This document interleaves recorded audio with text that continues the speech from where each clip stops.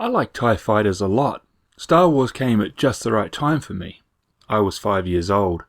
Looking at it now, it's still amazing. We had space opera before it, and sci-fi was well established, but nothing quite like Star Wars, or at least not all in one place. If you look at the 1970s, it is kind of cool in a very camp sort of way. It was losing some of the outrageous 1960s influences and becoming a little more respectable. Designers were not as radical, but then look at Star Wars, X-Wings, Y-Wings, TIE Fighters, Star Destroyers, and even the Corellian Corvette and Millennium Falcon. These designs really were staggeringly creative and have held up to the test of time, with kids today being just as excited and interested in them as the day they came out. TIE Fighters were great when I was a kid. These huge wings with small control capsule which gave you the same level of visibility as if you had stuck your head in a bucket. The screaming sound of tyranny they made, they were the perfect enemy fighter. So why didn't I like the Tie Interceptor? Well, I think at the time I thought the Interceptor was trying too hard to be cool. Maybe it felt to me a little like a new creation thrown in rather than an organic evolution of the TIE design. Now many years later I don't mind it and appreciate the design for what it is. The Interceptor was in many ways an organic evolution of the design.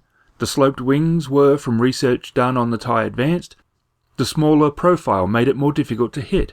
Its speed was on par with the A-wing, and the cuts in the wing improved visibility, all things that could come naturally from the study of existing designs in service. So no idea really why I didn't dig it as a kid. The kit is another gem in the TIE range from Bandai. It's great in almost every way. The instructions are what we have come to expect from Bandai and are easy to follow, and there is now English in them as well. The wings look great and are a deep black that you could get away with not painting, though I will be painting mine. The wing construction has returned to the original TIE, with the wings and then outer panel pieces. On the first order TIE, the outer pieces were all one. I think the unusual shape of the Interceptor's wings make this impossible. The cabin is pretty similar in design, detail and build as the other TIEs and shouldn't present any difficulty. It comes with a beautiful base, which is one thing that Bandai does amazingly well. These bases are detailed and clever, and I love the turbo laser that came in the A-wing box. It comes with a seated pilot, which is great, and then this. Now, whatever this is, and I honestly have no clue, started in the A-wing. We got one of these 2D A-wing pilots. Now instead of a standing pilot, we have a 2D TIE pilot. I can think of no useful idea for this at all. Getting a standing X-wing pilot as well as seated was great and gave an option to do something landed or just have a pilot painted up. The kit is great for beginners. It looks great when built, and if you're a Star Wars fan, then this kit won't lead you astray.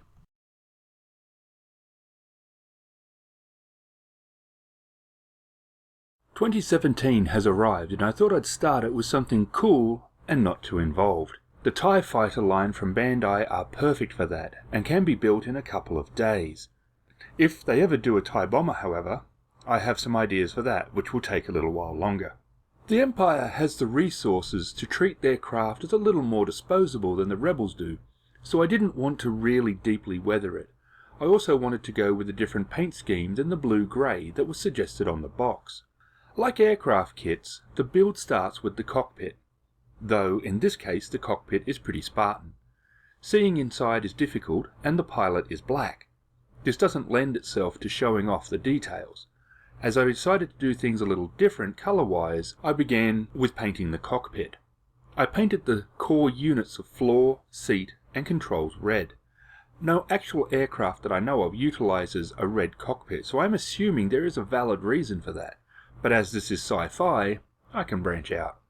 I added a shadow wash to seep into the curves and crevices to give it some extra definition, and then I set it aside to dry. Next I sprayed the wings black. They were already a black plastic, but the paint helps to refine the look, and in my opinion, you're much better off painting them black. I set them off to the side to dry while I started on the next step. The capsule was next, and this is a little tricky. You need to watch the instructions. It's not hard, but it's easy to miss one step, and if you miss it, then it's difficult to fix. Better to just do it right the first time. The cockpit needs attention to line up correctly. This is the tricky part, as the two capsule halves can take a little force to close. Doing that and making sure the base lines up takes a little doing. Once done, the capsule goes into the main body. This is pretty painless, and as long as you pay attention to line the capsule and the two fuselage halves up correctly, it goes together pretty easy. Top hatch goes on real easy, bottom goes on and twists. This can be annoying, but gets there in the end. 2 small pieces go onto the fuselage and the guns go in. Both these steps are without issue. The main body of the fighter is now completed and is set aside for the wing construction. The wings are not overly difficult, but they don't stick brilliantly.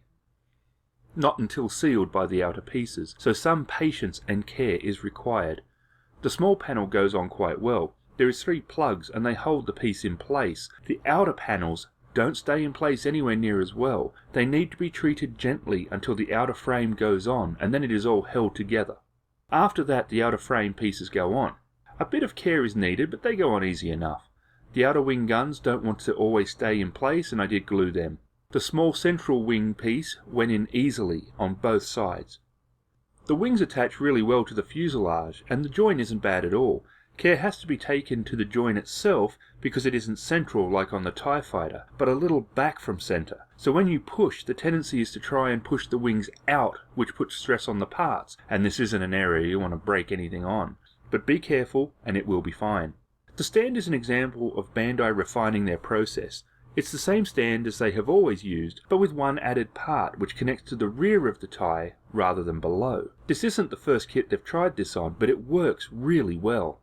Painting was easy as it's all solid colours, black for the wings, red interior and blue for everything else. I did a blue wash, some dry brushing to give it light weathering, and then added some decals. Sealed it all in with a matte varnish.